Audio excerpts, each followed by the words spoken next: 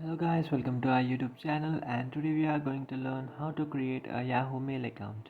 So let's get started. So to create a Yahoo Mail account, what you can do is just open up a browser and then search for Yahoo Mail sign up. After searching for that, you'll come up to this page where you can just tap on this first option, which is create a Yahoo account. And in order to create an account, you just have to enter your full name. After entering your name, just enter a mail address. After entering your mail address, now what you can do is just create a password.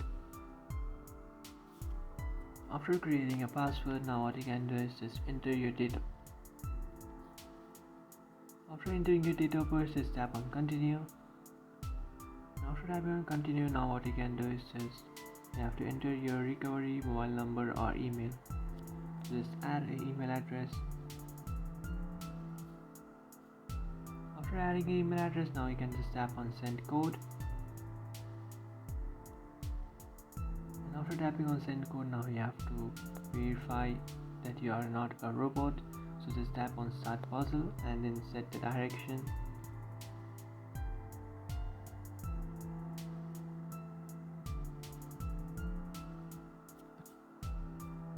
So after completing your verification, now just tap on continue.